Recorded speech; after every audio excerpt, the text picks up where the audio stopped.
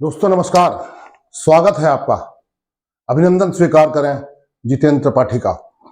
दोस्तों आजकल मालदीव्स की फिर चर्चा हो रही है और आपको थोड़ा बहुत आइडिया तो होगा ही कि क्या चल रहा है। और अब की बार जो चर्चा में आया है मालदीव्स तो बहुत ही गलत खबरों के लिए चर्चा में आया है और निश्चित रूप से जो वहाँ हुआ है वो लोकतंत्र के लिए अच्छा तो बिल्कुल नहीं है।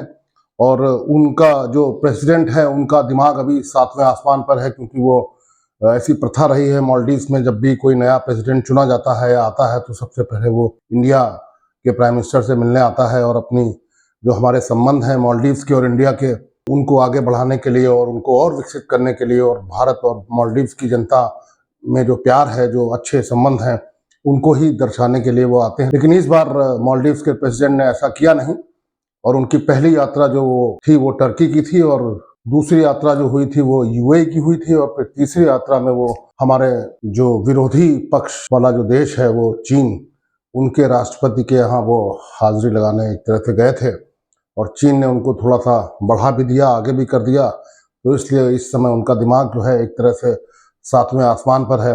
लेकिन उनके जो पार्लियामेंट में जो संख्या है एनडीपी की, जो उनकी विरोधी पार्टी है, वो उनकी पार्टी की संख्या से कहीं ज़्यादा है और वो लोग इंडिया के प्रबल समर्थक हैं। तो आज कुछ ऐसा हुआ है मालदीव्स पार्लियामेंट में जिसे हम लोग मजलिस कहते हैं, मतलब वहाँ की भाषा में मजलिस कहा जाता है, जो लोकतंत्र को निश्चित रूप से शर्मसार कर देने वाला है। तो आइए उसी की चर्चा करते हैं और आपको लिए चलते हैं एक नए सफ़र पर। मालदीव्स को एक बार फिर आपको परिचित कराते हैं। ये रहा पूरी दुनिया का नक्शा, इस पे अपना ये देश रहा इंडिया और इंडिया के नीचे ही साउथ वेस्ट में एक आर्किपेलागो है। आर्किपेलागो मतलब group of islands and group of atolls. करीब 1192 आइलैंड्स हैं मालदीव्स जो कंट्री है उसमें, और 26 एटॉल्स हैं इसमें। उससे मिलकर ये देश बना हुआ है और करीब करीब 5.25 लाख की पॉपुलेशन है और इसकी कैपिटल है माले। ये तो इसका परिचय हो गया और इसको मैं इंडिया के रेफरेंस में अगर आपको दिखा दूं कि ये रहा इंडिया का सदर्न पार्ट, इधर केरला हो गया, इधर तमिलनाडु हो गया, ये श्रीलंका हो गया और इसके साउथ वेस्टर्न पार्ट में ये माले का जो आर्किपेलागो है, जो group of islands and atolls है, ये यहाँ पड़ता है और इसकी कैपिटल है मालदीव्स। अब चलते हैं कि क्यों मालदीव्स आज चर्चा में है और बुरी तरीके से इसके बारे में अफवाहें और चर्चाएं जो सोशल मीडिया पे चल रही हैं। ये रहे उनके प्रेसिडेंट और इन्हीं की जो कारस्तानी है, इन्हीं की जो कारगुजारियां हैं, उन्हीं की वजह से ये सब दिन आज मालदीव्स को देखना पड़ रहा है। सॉरी, ये नहीं, ये रहे प्रेसिडेंट, ये उनका नाम है मोहम्मद मुइज़ू, कंफ्यूज मत हो जाइएगा। ये रहे मोहम्मद मुइज़ू साहब और ये इंडिया के विरोध में इनका जो पूरा इलेक्शन कैंपेन था वो था एंटी इंडिया और इंडिया गो बैक। जो हमारे वहाँ 88 सोल्जर्स हैं, आर्मी मैन हैं वहाँ पे, जो मालदीव्स की मदद करते हैं, मालदीव्स की जनता की मदद करते हैं, मालदीव्स को एज अ देश वहाँ पे उनके काम में हाथ बटाते हैं और उनके ही जो रोजमर्रा का जो उनका सिस्टम है, ये एम्बुलेंस और जो भी उसमें उनकी मदद के लिए ही है। तो इनका ये एक प्लान था चुनाव में कि इंडियन आर्मी का कोई भी आदमी यहाँ नहीं होना चाहिए और हमारे कुछ हेलीकॉप्टर्स और शिप्स वगैरह भी वहाँ हैं। तो इनका जब प्रेसिडेंट के लिए चुनाव हो गया तो इन्होंने कहा कि ये हमको नहीं चाहिए और इंडिया गो बैक और ऐसे नारे इनकी पार्टी के समर्थकों ने और इनकी पार्टी के एमपीज और नेताओं ने लगाए हैं मालदीव्स की सड़कों पर। यही है उसके पूरे झगड़े और पूरे विवाद की जड़, मिस्टर मोहम्मद मुइज़ू जो प्रेसिडेंट चुने गए हैं अभी हाल के इलेक्शंस में मालदीव्स में। और हुआ ये था कि देखिए, मैं काफी सोर्सेज से न्यूज निकाल के लाया हूँ। Why did clashes erupt in Maldives parliament, what led to the chaos. तो वही था कि मोहम्मद मुइज़ू साहब जो हैं वो अपने कैबिनेट की एक मीटिंग ले रहे थे और उसमें वो पार्लियामेंट से ये पास कराना चाह रहे थे कि हमारे जो कैबिनेट है 22 मिनिस्टर्स इसमें हम लेंगे और जो इनकी विरोधी पार्टियां हैं वो ये कह रही थी कि आप 18 मिनिस्टर्स ही ले सकते हैं, 4 मिनिस्टर्स को हम अप्रूव नहीं करेंगे। और उसी को लेकर ये वाद विवाद हुआ है और उसी को लेकर ये बात आगे बढ़ी है, जिसने लोकतंत्र को शर्मसार किया है और नीचा दिखाया है। और इस तरह की कुछ मारपीट के और झगड़े के दृश्य वहां आए हैं। ये साहब एक पार्टी के हैं और ये साहब दूसरी पार्टी के सांसद हैं। ऐसा और भी देशों में होता रहा लेकिन यहाँ तो कुछ ज्यादा ही हो गया। और अभी मैं आपको दिखाता हूं कि ये कैसा रहा और किसके बीच में विवाद हुआ। ये है अब्दुल हकीम शाहीन। ये कांडी थिमू वहाँ जगह है, वहाँ के एमपी हैं और ये विरोधी पार्टी के हैं, एमडीपी। और ये जो हैं अहमद ईसा, ये केंद्रीय कुल्हुदू एक जगह है, वहाँ के ये एमपी हैं और ये रूलिंग पार्टी के एमपी हैं। ये जो झगड़े की शुरुआत हुई वो इन्हीं दोनों से हुई। कोई इनका किसी का पैर फिसल गया, वो इनके ऊपर गिर गए और फिर इनके बीच में झगड़ा शुरू हो गया। फिर उस झगड़े में और सारे लोग इन्वॉल्व हो गए। देखिए ये टाई वाई पहन के और बहुत बढ़िया सूटेड बूटेड होके आए थे। आज तो बड़ा काम होना है अपने पार्लियामेंट में, लेकिन जो बड़ा काम था वो पीछे हो गया और उससे भी बड़ा काम ये हो गया जिससे कि पूरी दुनिया की नजरें इनकी ओर आ गई और पूरी दुनिया में चर्चा का विषय जो है वो बन गए। तो ये कुछ दृश्य हैं वहाँ के मारपीट के, और ये उसका एक और दृश्य है जो स्पीकर के ऊपर भी शायद अटैक हुआ है और उनको भी लोगों ने किसी तरह बचाया है। और ये बिगुल बजा रहे हैं, ये हुटर्स हैं वहाँ पे पार्लियामेंट के अंदर बज रहे हैं। ये हुटर्स लोग बजा रहे हैं, यहाँ पे क्योस है या बचाया जाए या कुछ मदद की जाए, इस तरह का कुछ व्यवस्था यहाँ पे है। लेकिन ये मैं आपको दिखाता हूँ इसका एक वीडियो भी, और वीडियो देखकर आपको लग जाएगा कि कितना ज्यादा सीरियस मैटर था और कितना सीरियस विवाद हुआ है, किस तरह का जोरदार झगड़ा वहां पे हुआ है। ना अपनी इज्जत का ख्याल रहा, ना अपने देश की इज्जत का ख्याल रहा, ना लोकतंत्र की इज्जत का ख्याल रहा। ये लोग ऐसे टूट पड़े एक दूसरे पर जैसे गली के गुंडे हों, और मुझे लगता है वीडियो आपको देखना चाहिए। देखिए इसको।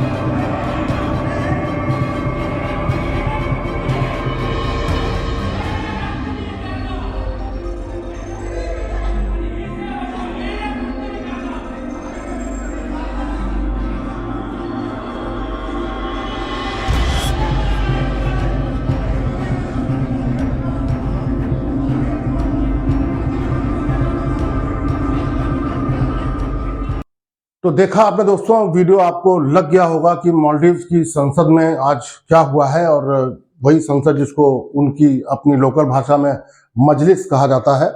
और अब मैं आपको बताता हूं कि मालदीव्स में जो पार्टियों की स्थिति है वो है क्या, और कितने लोग वहां चुने जाते हैं, कितने लोगों का पार्लियामेंट है। मुझे लगता है ये आप जानेंगे तो आपको अच्छा ही लगेगा। मालदीव्स में दोस्तों 81 लोगों का पार्लियामेंट है। वैसे तो है तो 80 का ही, लेकिन एक सीट जो स्पीकर की है वो भी उनको वोटिंग का राइट है। अगर 40-40 बढ़ जाते हैं वोट तो बेसिकली तो ये 80 ही लिखा हुआ है, लेकिन स्पीकर को मिला के 81 लोग यहाँ पे वोट कर सकते हैं। और अभी जो वहां पे स्थिति है पार्लियामेंट में, वो एमडीपी और एमडीए ये मोइजू के अपोजिशन में है। मोहम्मद मोइजू जो राष्ट्रपति हैं उनकी पार्टी दूसरी है, ये उनकी विपक्षी पार्टी के लोग हैं। एक पार्टी है एमडीपी और एक पार्टी है एमडीए। एमडीपी के 42 लोग हैं। ये एमडीपी वही पार्टी है जो पिछले प्रेसिडेंट थे इब्राहिम सोलेह, जो भारत समर्थक थे, ये वही पार्टी है 42 लोगों की। और ये एमडीए जो है इसके 2 सदस्य हैं। और जो मोइजू साहब की पार्टी है वो पार्टी है पीपीएम और पीएनसी। इनके मिला के इनके पास जो भी पार्टियों का समर्थन, एक किसी का समर्थन और इनके पास है, तो इनके पास कुल जो समर्थन है वो है 19 लोगों का। 16 इनकी अपनी पार्टी के हो गए, पीपीएम के 2 हो गए और एक इंडिपेंडेंट का समर्थन इनको मिला हुआ है। तो कुल मिला के इनके पास 19 लोगों का ही समर्थन है। और बाकी जो ये डीएम 13 लोग हैं, इसके जेपी एक पार्टी है उसके 2 लोग हैं, फिर इंडिपेंडेंट 2 और हैं, ये किसी तरफ अभी नहीं है। तो ये तो वहां पे स्थिति है इनकी, जो पार्लियामेंट है उसकी स्थिति है। और थोड़ी सी एक जानकारी, और मालदीव्स में जो इलेक्शन हुआ है प्रेसिडेंट का, वो ऐसे हुआ है कि 2 राउंड्स में हुआ है। मतलब एक बार प्रेसिडेंट ने जो इलेक्शन था वो हो गया, उसमें कोई 7-8-10 लोग खड़े हुए। मैं एग्जाम्पल दे रहा हूं। तो उसमें जो मोइजू साहब हैं उनको वोट मिले कोई 43-44% वोट मिले। और सेकेंड नंबर पे थे इब्राहिम सोलेह साहब, जो कि पिछले जो आउटगोइंग प्रेसिडेंट हैं वो सोलेह साहब थे, उनको 39% वोट मिले थे। तो एक को हो गए 44%, एक को हो गए 39%, और बाकी जो लोग खड़े थे उनको 3%, 2%, 1%, 1.5% इस तरह करके ये वोट मिले थे। और ये 100% वोट हो जाते हैं।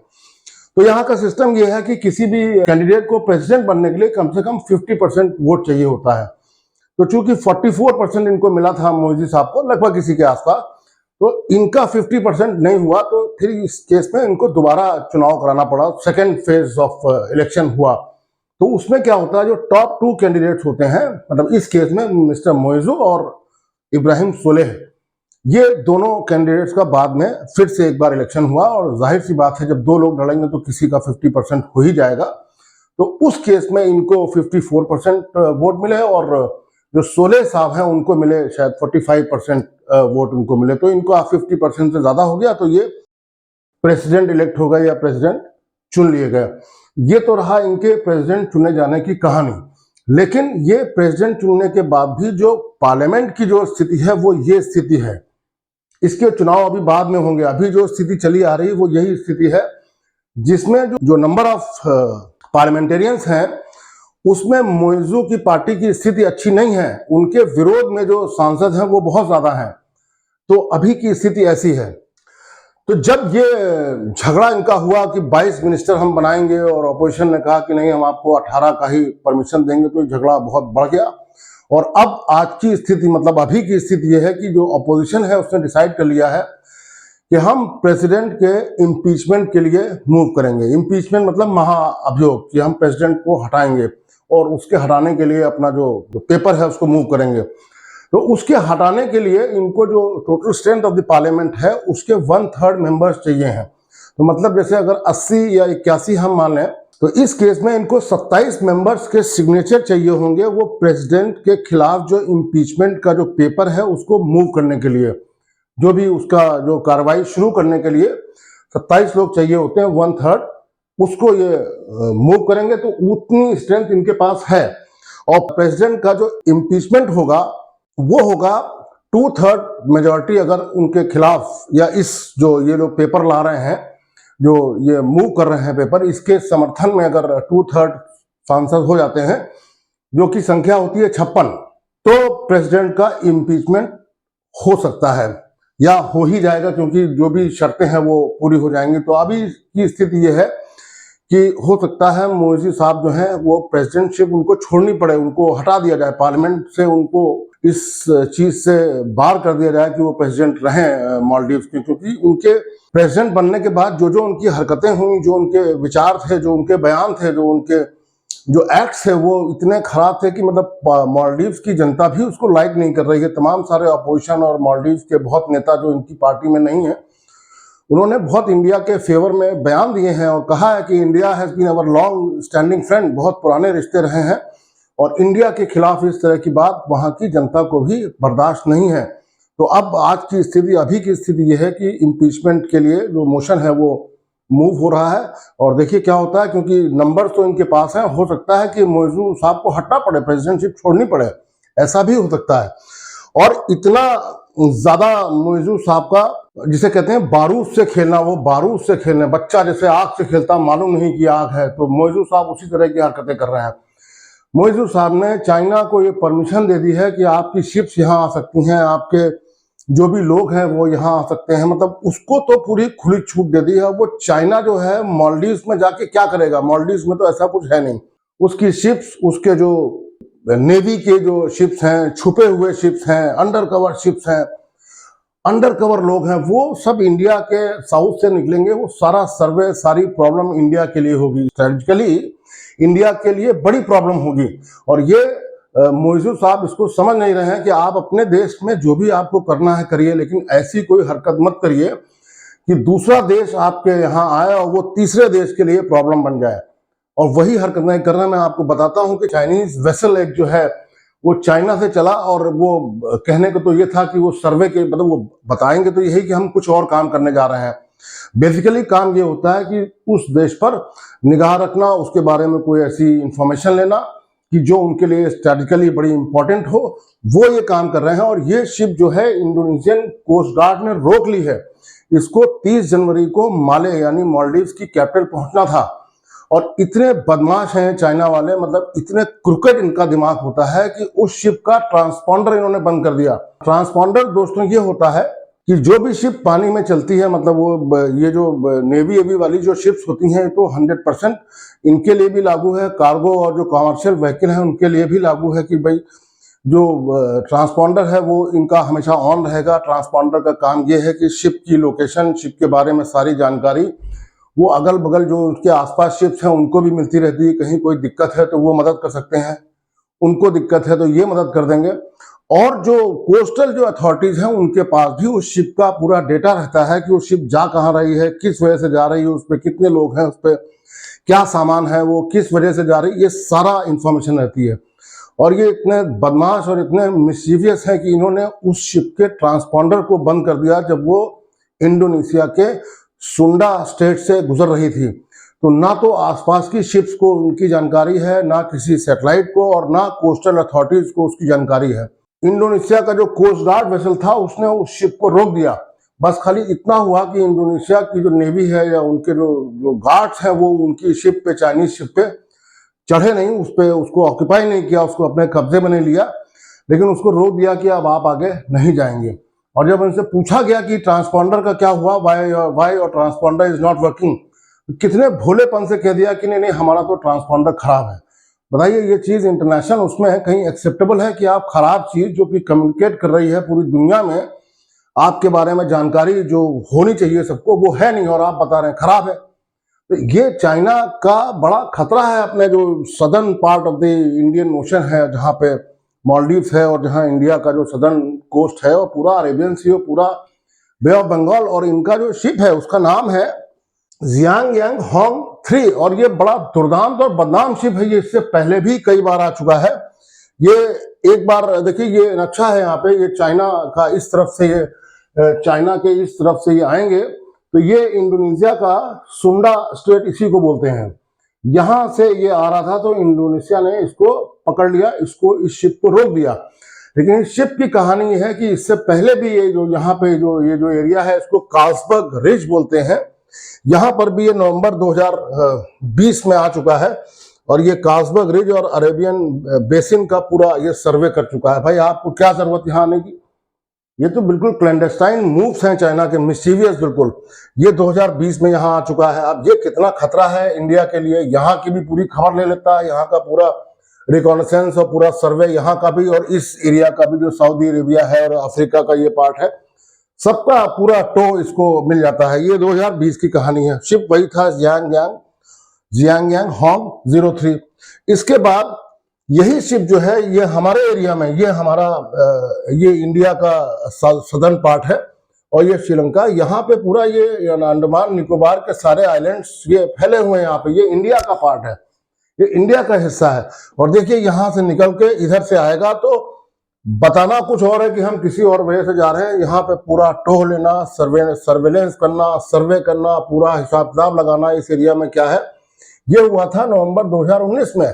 और देखिए शिप का नाम वही है, Xiang Hong 03, observe surveying the bay of Bengal 90 east ridge and Cocos basin. ये कोकोस बेसिन एरिया कहलाता है। यहाँ पर भी इसको स्पॉट किया गया था। इंडिया ने बड़ा ऑब्जेक्शन इस चीज का किया था, भाई हमें करना ही होगा, हमारे अगर पानी के क्षेत्र में, हमारी मैरिटाइम बाउंड्रीज के अंदर या आसपास कोई शिप है, भाई आपका क्या काम, आप तो वहां है, तो हमें तो ऑब्जेक्शन करना ही पड़ेगा। यही बात माले जो है मालदीव समझ नहीं रहा है। वो अपने यहाँ लाने की उसने परमिशन दे दी। ये रहा मालदीव, अपने यहाँ आने की परमिशन दे दी। आएगा तो यहाँ से तो सबका सर्विलेंस, सारी कंट्रीज जो भी क्षेत्र बीच में पड़ रहे हैं, जो भी एरियाज बीच में पड़ रहे हैं, सबका सर्वे करते हुए, उनको डिस्टर्ब करते हुए, उनकी जो भी जानकारी है जो नहीं हम लोग देना चाहते हैं उसको चुपचाप गलत तरीके से निकालता है। और यहाँ मालदीव ने इसको परमिशन दे रखी है। ये एक इनकी मालदीव्स के जो प्रेसिडेंट हैं या मालदीव्स एज ए कंट्री, उनकी भूल है। ये देखिए रास्ता है इसका, ये रहा सुंडा स्ट्रेट, वही इंडोनेशिया का ये वाला एरिया है। ये इनका एक ऊपर का टापू है, ये इनकी कैपिटल है जकार्ता, इंडोनेशिया की कैपिटल जकार्ता है। यहीं के बगल से ये दोनों टापू के बीच में जो स्ट्रेट है, जो रास्ता है, उसको सुंडा स्ट्रेट बोलते हैं।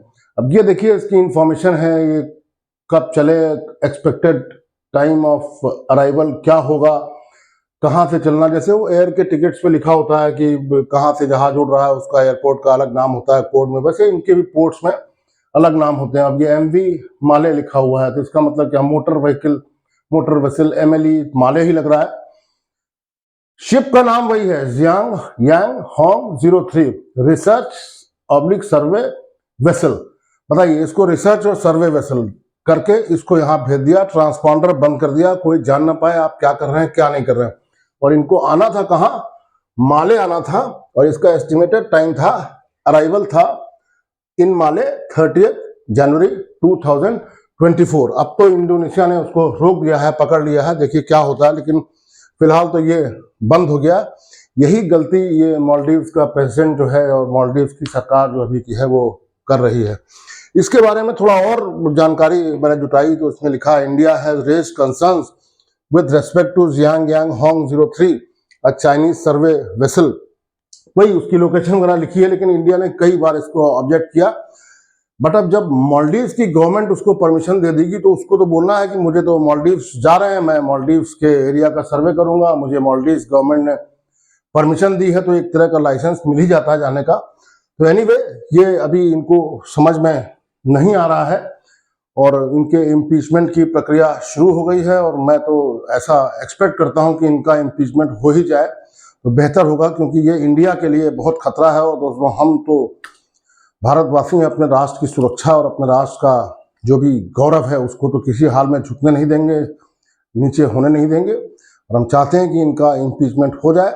और हम भी आपसे भी चाहते हैं कि ऐसा कुछ करें सोशल मीडिया पे या कहीं भी, कि इस शख्स को, मालदीव्स का प्रेसिडेंट, ना रखने में हमारा जो भी योगदान हो पाए वो हम करें।